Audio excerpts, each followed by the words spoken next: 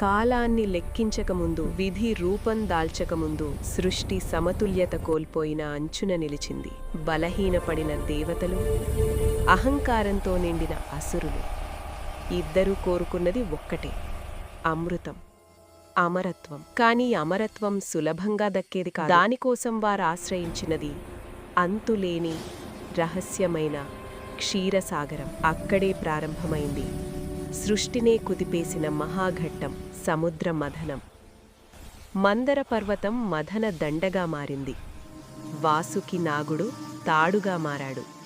ఒకవైపు దేవతలు, మరోవైపు అసురులు. సముద్రం తిరగడం ప్రారంభమైంది. ఆకాశం కంపించింది. నక్షత్రాలు తిరిగాయి. తరంగాలు పర్వతాల్లా లేచాయి.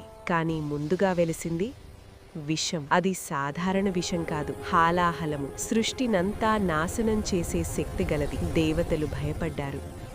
లోకాలు విలవిల్లాడాయి. ఆ క్షణంలో నిశ్శబ్దంగా, నిశ్చలంగా, అనంతుడిగా శివుడవతరించాడు. లోకక్షేమం కోసం ఆ విషాన్ని తన కంఠంలో నిలుపుకున్నాడు. విషం మండింది, కాని శివుడు కదలలేదు. అప్పటి నుండి ఆయన నీలకంఠుడు, సృష్టిని కాపాడిన దేవుడు.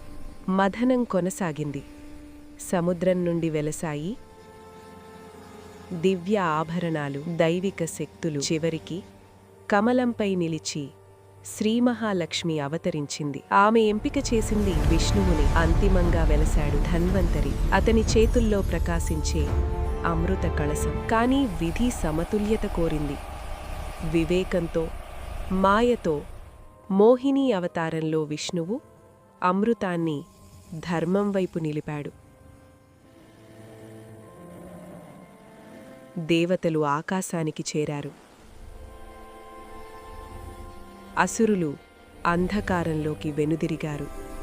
సముద్రం శాంతించింది. సృష్టి మళ్లీ సమతుల్యమైంది. సముద్ర మథనం కేవలం అమరత్వం కోసం కాదు, అది ఒక బోధ.